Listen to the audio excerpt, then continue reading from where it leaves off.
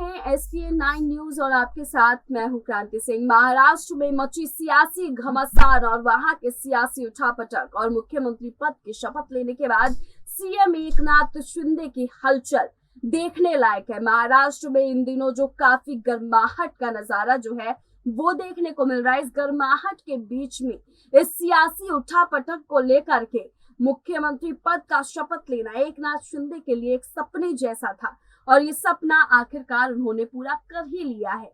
और इस सपने के पूरा होते ही शिंदे ने एक बार फिर से शिवसेना सुप्रीमो उद्धव ठाकरे पर निशाना साधा। इससे पहले वो कई बार निशाना साध चुके हैं, लेकिन इस बार एक बार फिर वो निशाना साधते हुए नजर आ रहे हैं। एकनाथ शिंदे ने उद्धव ठाकरे पर हिंदुत्व के जरिए तंज कसते हुए कहा कि वो और उनके साथी शिवसेना विधायक हिंदुत्व के मुद्दे को आगे लेकर के जाएंगे।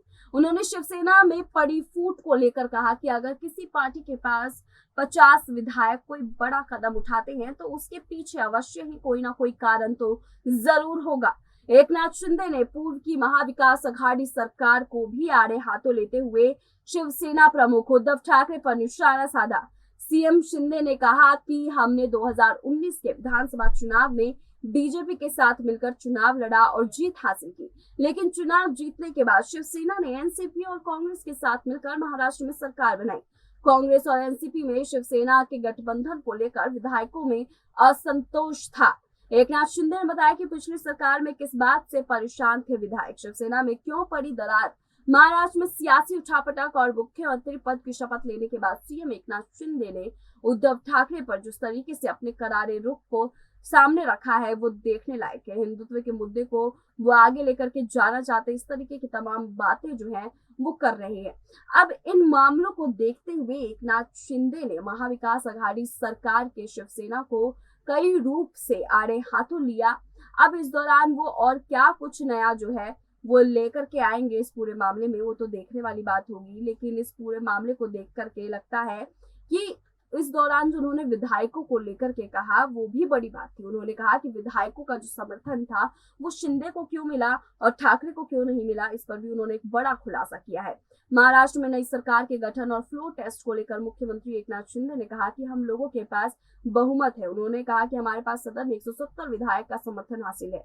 शिवसेना के विधायकों द्वारा एकमत होकर जो फैसला लिया गया है वो कानूनी तौर पर भी मान्य है।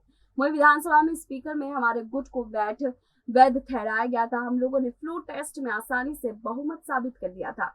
इससे पहले स्पीकर का चुनाव भी सर्वसम्मति से हुआ। एकनाथ शिंदे ने कहा कि बीजेपी ने मुझे महाराष्ट्र का मुख्यमंत्री बनाकर अपना परसेप्शन बदला है, इसके लिए मैं बीजेपी का शुक्रिया अदा करता हूं। और साथ में ही उद्धव ठाकरे को लेकर के उन्होंने कई आलोचनात्मक बातें जो है वो सामने रखी है। इस आलोचनात्मक बातों को सुनकर के आपको क्या लगता है कि महाविकास अघाड़ी सरकार की जो नीति थी वो बस यहीं तक काम कर गई? क्या आगे की जो उनकी नीति रही थी वो विफल हो गई? क्या वो विधायकों को इसलिए एकजुट नहीं कर पाए क्योंकि उनके आंतरिक कलह इतने ज्यादा बढ़ गए थे कि मामले को शांत करना उनके बस की बात नहीं रही? अब शिवसेना कौन से नए मोड़ पर आएगी सामने, ये तो देखने वाली बात है। फिलहाल शिंदे के जो दावे हैं वो एक एक करके यहाँ पर ठाकरे के खिलाफ खड़े नजर होते हुए आ रहे हैं। किस तरीके से शिंदे ने बताया कि विधायक पद के लिए जो उनको उम्मीदवारी मिली थी और बाकी विधायकों से जो समर्थन मिला था वो समर्थन जो है वो उनके लिए काफी कारगर साबित हुआ। और ये ठाकरे के लिए इस वजह से साबित नहीं हुआ क्योंकि ठाकरे ने जिस तरीके से धोखेबाजी करी उससे उसकी नीति से लेकर के विधायक जो है वो काफी खफा थे। जिस तरीके से उन्होंने जिन जिन लोगों के साथ गठबंधन किया उस गठबंधन से भी काफी विधायक खफा थे और अंत में जाकर के विधायकों ने दामन थामा शिंदे का। अब इस पूरे मामले पर लेकर के आपका क्या कहना है हमें कमेंट करके जरूर बताइएगा। हमारे जो ये रिपोर्ट था वो शिंदे सरकार को लेकर के था। शिंदे सरकार ने अपना परचम फैलाना शुरू कर दिया है और ठाकरे को समेटना भी उन्होंने शुरू कर दिया है। इस पूरे मुद्दे को देखते हुए क्या राय बनती है आपकी, हमें कमेंट में बताना बिल्कुल भी ना भूले। फिलहाल ऐसे तमाम अपडेट्स के लिए देखते रहिए SPN 9 न्यूज।